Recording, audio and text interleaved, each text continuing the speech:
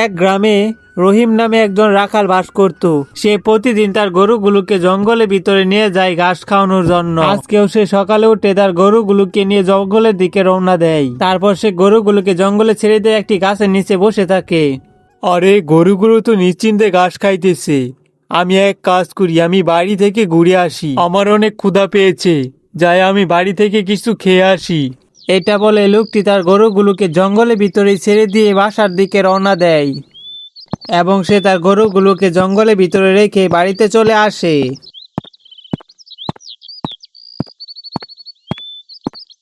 কি হলো? তুমি এত তাড়াতাড়ি চলে আসলে কেন? আর গরুগুলো কোথায়? গরুগুলো খুব শান্তভাবে ঘাস খাচ্ছিল, তাই আমি ওদের রেখে চলে এসেছি। আরে তুমি এটা কি করেছো? তুমি কি জানো না সেই জঙ্গলে বাঘ থাকে? বাঘ তো গরুগুলোকে মেরে ফেলবে। আরে হ্যাঁ, সত্যি তো, বাঘের কথা তো আমার মনেই ছিল না। এটা তো আমার বোকামি হয়েছে, যাই আমি এখনই যাই। এটা বলে লোকটি তাড়াতাড়ি করে জঙ্গলের দিকে রওনা দেয়, কারণ একটু দেরি হলে বাঘ এসে তার গরুগুলোকে মেরে ফেলবে। কিন্তু লোকটি জঙ্গলে পৌঁছানোর আগে সেখানে একটি বাঘ এসে হাজির হয়ে যায়।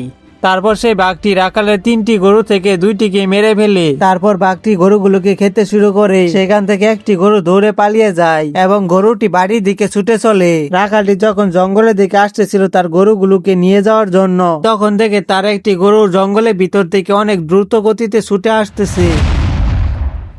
আরে এটা তো দেখা যাচ্ছে আমার গরু, মনে হচ্ছে আমার গরুগুলো কোনো বিপদ হয়েছে, আমাকে এখনই তাড়াতাড়ি করে জঙ্গলের ভিতরে যেতে হবে। এটা বলে লোকটি জঙ্গলের দিকে দৌড়াতে থাকে, কিন্তু ততক্ষণে লোকটি অনেক দেরি করে ফেলেছিল, কারণ বাঘটা তার গরুগুলোকে মেরে সেখান থেকে পালিয়ে যায়। সে আসে দেখে তার গরুগুলো সেখানে পড়ে রয়েছে। এটা দেখে তো রাখালটি অনেক কষ্ট পায়, কারণ সে তার 3টা গরু থেকে 2টা গরু হারিয়ে ফেলেছে। আরে এটা আমার কি হয়ে গেল?